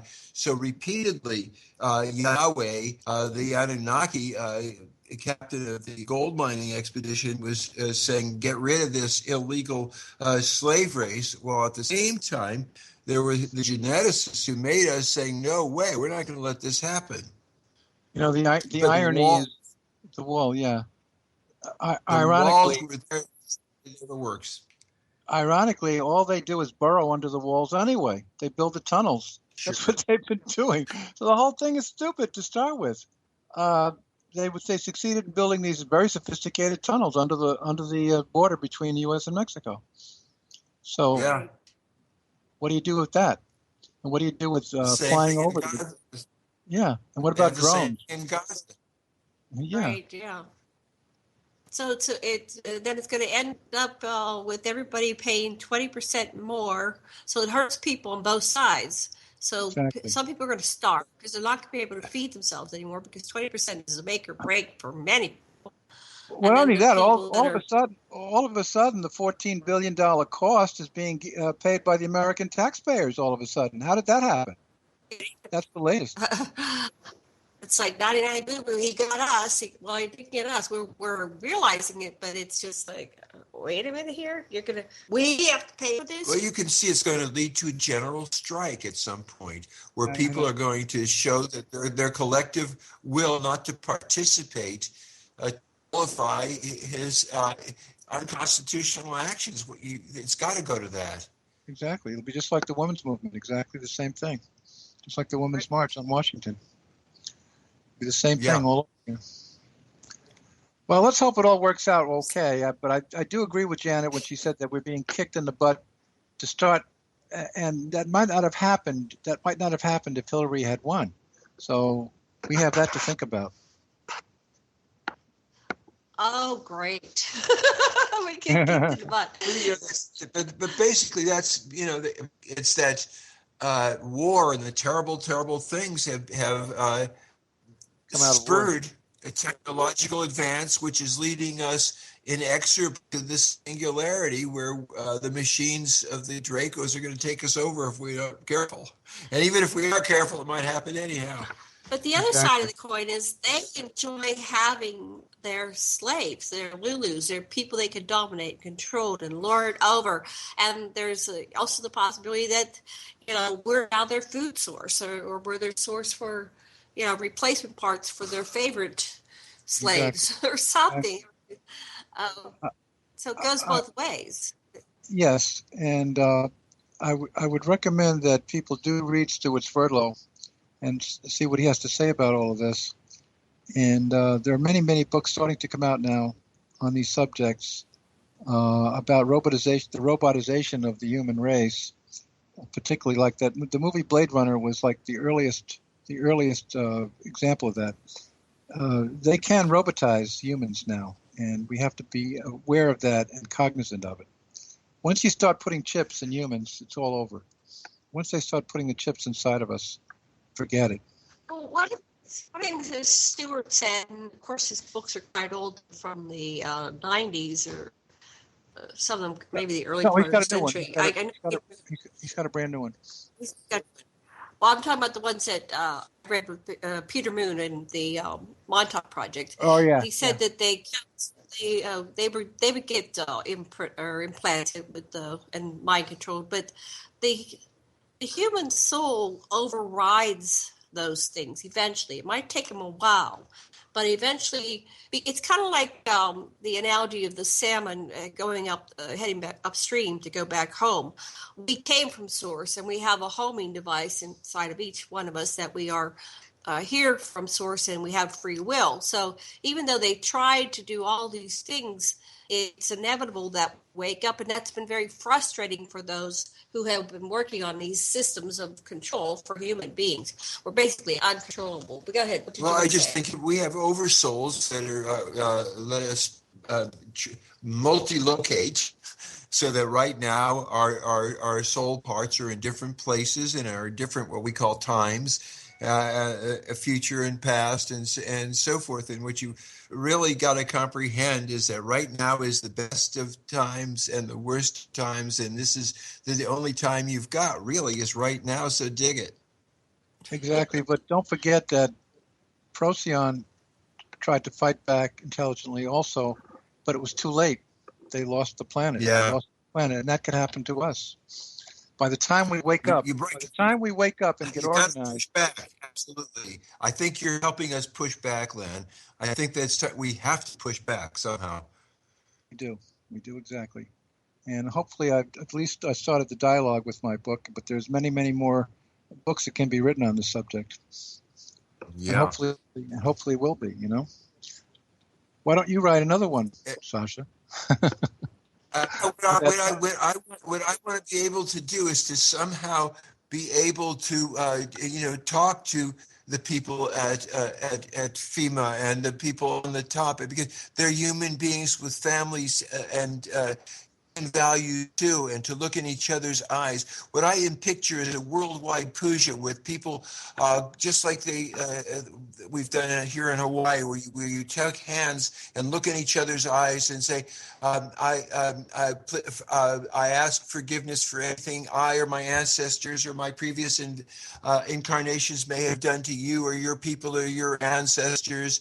And you say that to each other, and you move to the next person, and everybody in the world does that, and pretty soon you have chains of love, and we feel our oneness with each other again. Well, hopefully that would work, and but we're up against a very, very, very, very strong enemy that has to be appreciated. Yeah. That their technology is way ahead of us right now. They're both their biotechnology and their physical technology. So you got to keep that in mind. And wow. So let's look at. We only have a few minutes left. It's around 8 minutes left. So if your intention is manifest is what you manifest right now, the situation we have must logically be the situation that we intend for our own growth and evolution. Right. Of course. Yeah. Absolutely. That's what we have to do. But, mind control is a very sneaky thing. People don't realize when they're being mind controlled. They think they have free will, but they don't realize that to the degree to which we are being manipulated. And that's what that movie, The Matrix, tried to point out, I think. It's a very subtle thing. And a lot of it operates through the dreamscape. And they are experts at manipulating the dreamscape. So we have to keep that in mind. Indicators have you covered in your research any way that someone can realize that they're being mind controlled? Well, there are different ways. You have to read the right books or look at the right YouTube videos. One of the people that I admire is I talked about her. She was, let's see, who was that? I think I'll be able to come up with that later. But right now, you just have to read the right books and look at the right videos and use your intuition and use your instincts to know where to go, because a lot of the information is out there. It's on YouTube, it's on Google, it's on the internet. You just have to know where to go and what organizations to join and to ally with.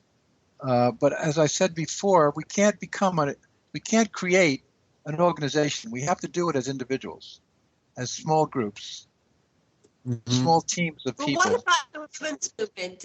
That seems to be very effective, and people rallying at the airports support those that are being stopped and turned away and denied. Yeah, of course. Of course. That seems to be very effective.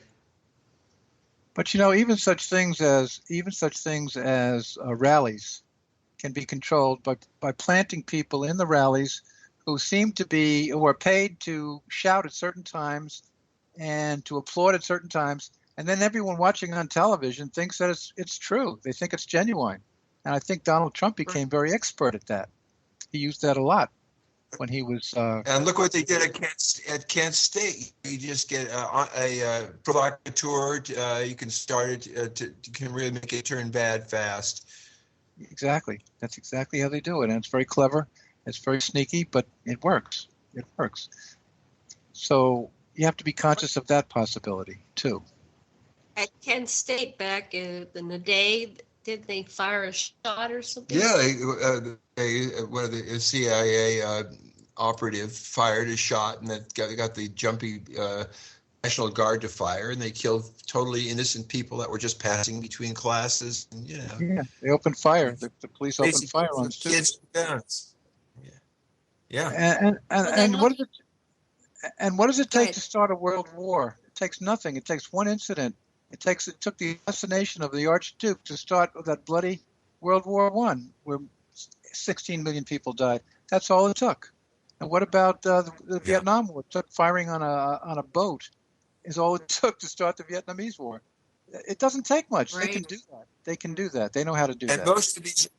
And most of these are false flags. I regret a sailor that was on the U.S. boat that was actually chasing a Vietnamese gunboat all over and couldn't catch him, and finally just fired at them, and then they reported it back that they had been fired upon. Right. But so these are just false flag incidents, casus belli that are made up to pit us against one another, basically. Exactly, and it happened in World War II. The same thing. Hitler said that the Polish had invaded a radio station or something, and they had to crack down on that, and that was his casus belli for invading Poland. So that's all it takes. That's all it takes. It's something simple like that. And so, are we heading to World War III? What do you think, based on all this information? Is that going to be part of this takeover to get us involved in a war? We just start. All they have to do is sit back and we kill each other. Wipe each other out. Well, look, we outnumber them tremendously right now. They have to have a way of reducing our numbers, and I'm quite certain that they're contemplating another war. That would make sense, wouldn't it? How are they going to kill so many of us that they will be able to take over the planet? They could use either some sort of a virus to do it, and I'm sure they're thinking along those lines right now, even as we speak. That's how they've always done it. That's how they've always done it in the past, and then I think they're going to continue to do it. And those things usually go together. The worst plagues and diseases often accompany war and the malnutrition and lack of settlement and ennui that goes with war. Right, exactly. Look at the Spanish flu. that at the end of World War I wiped out more people than World War I. Right. So, yeah. So they do go together. I agree with that. They do seem to go together. But that's all planned. They listen, they know how to plan these things. They know how to do all these things. We have to become alert to all of these possibilities. Once we become alert to them and aware of them, we can resist. We can resist them. And that's what we have to learn how to do. But when they control the mind and they control the media, it's very hard to do. Very hard to do. Yeah. So let's, we've got, I'm sorry, I was wrong earlier when I looked at the time, unless I just got abducted and I got returned. Yeah, 15 minutes. Yeah, missing time. What time, how much more time do we have? 15 minutes. We have about 10 more minutes. Okay, okay. So what do you want to tell us about your book? It's a fascinating book. I can't wait to see it. I thank you for letting us preview it, but we, haven't shared it with anybody else. But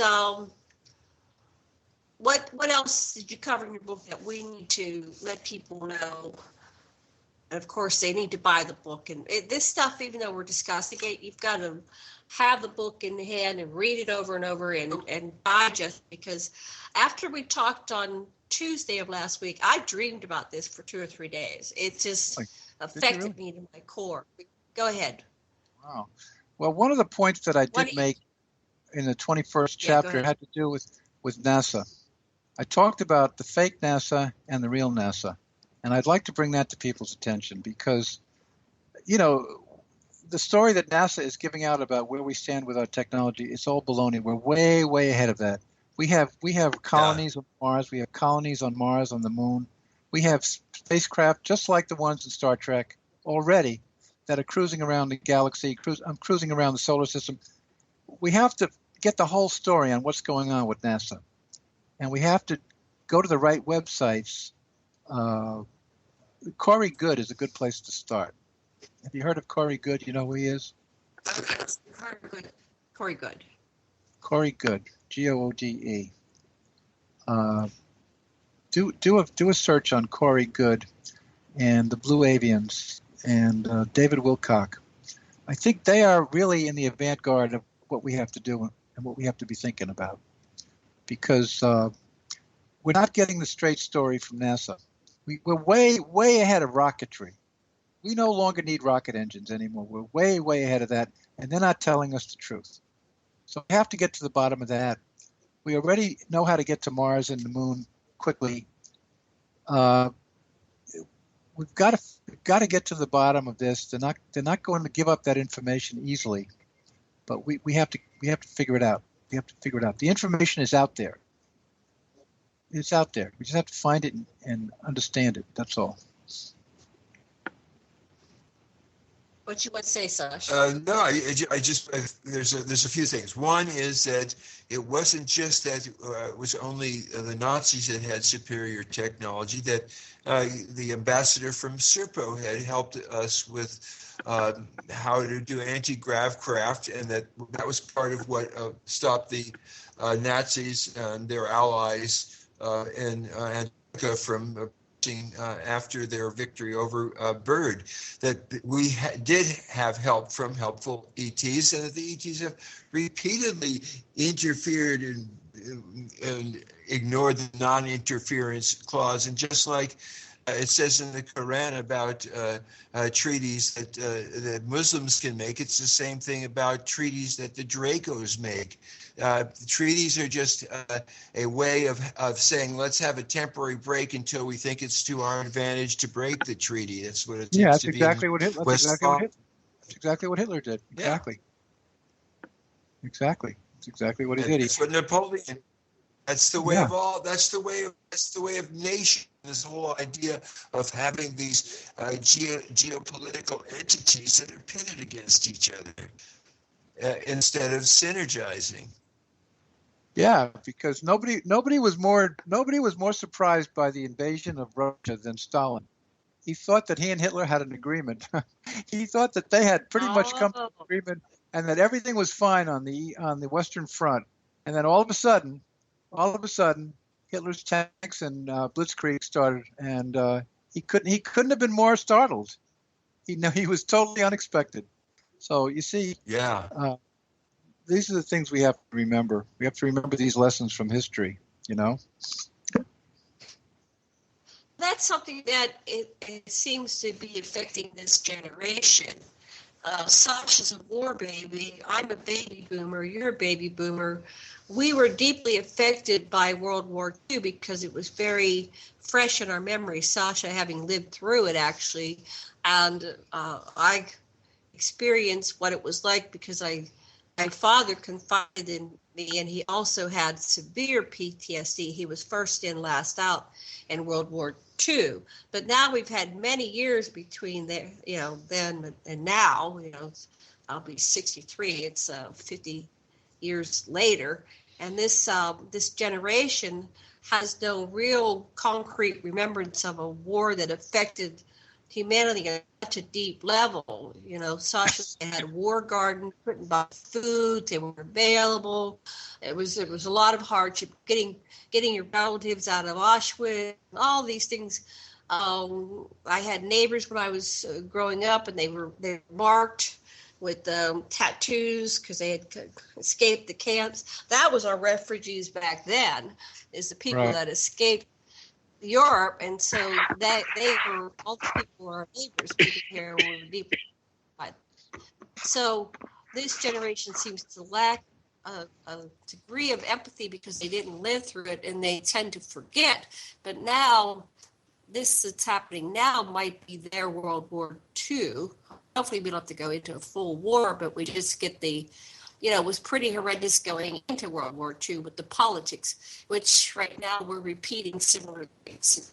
Am I accurate? Because Sasha, you had more functioning brain cells. Remember what it was like a little bit more. The whole idea of the European Union was to prevent the possibility of war happening between these units that were so integrated in their labor and economic policy.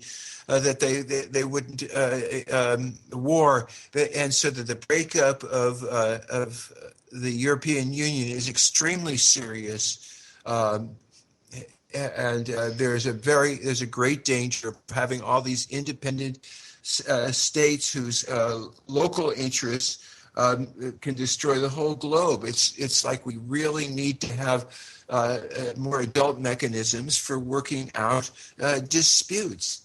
And we know we have the technology to do it. Anybody that's trained in the Chicago School of Carl Rogers knows how to get people who are conversing to feel each other as human beings, and then they can work out any substantive problem because they feel each other and they can feel together and use the principles of consensus rather than democracy, which rolls over the minority. Exactly. And so Donald Trump's attempt to do away with NATO is a good example of what we should be doing the opposite of that. We should be expanding NATO. Again. Absolutely. So there again, those are the things that are happening. But don't forget that we have been subjected to over 50 years of brainwashing. The whole Western world has been subjected to brainwashing on a massive scale. And MK Ultra was just one example of that. But we've all been brainwashed by the media and by the forces that be. We have to get around this brainwashing and wake up to what's really happening. And I think to do that, in a way, you've got to turn off. You got to turn off your television set. I think that's one thing.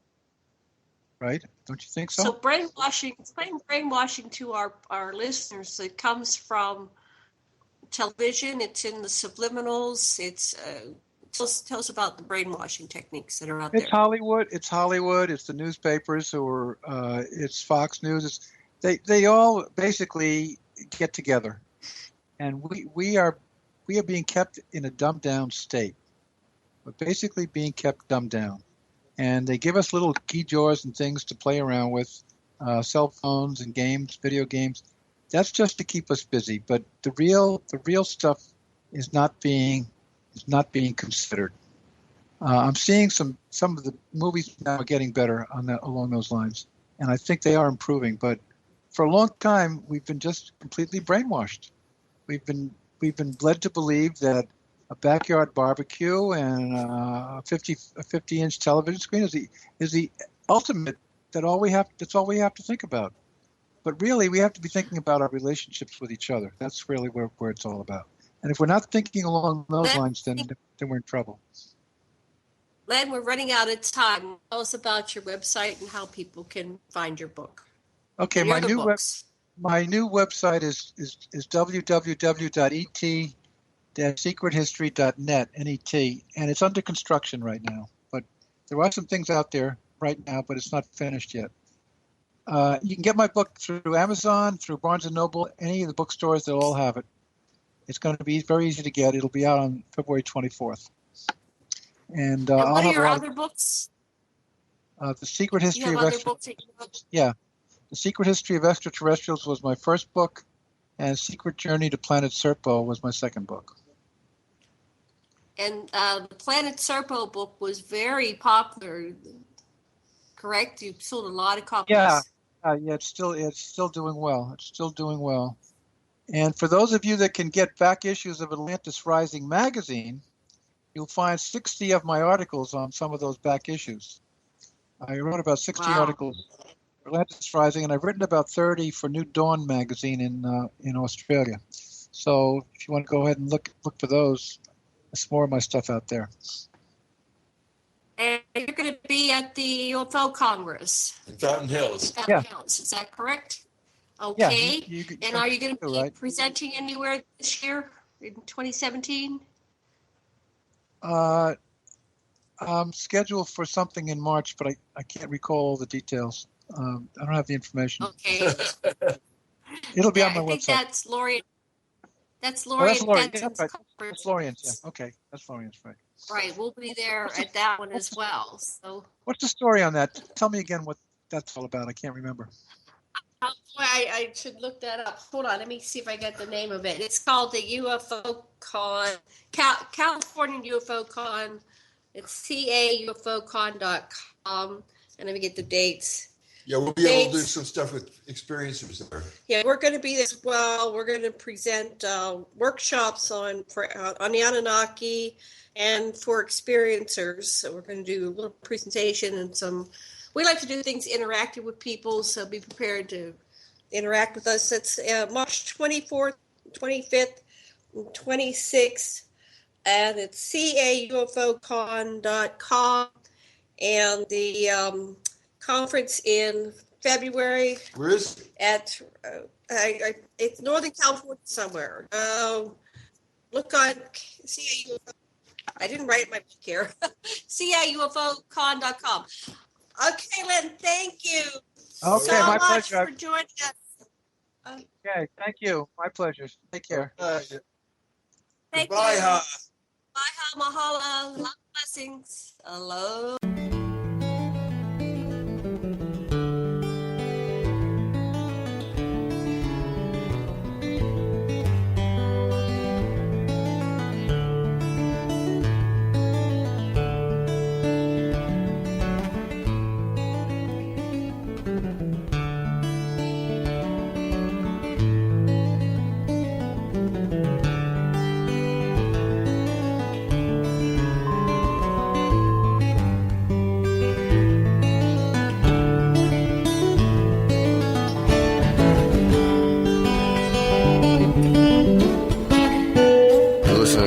Radio at freedomslips.com, and we'll be right back after this message.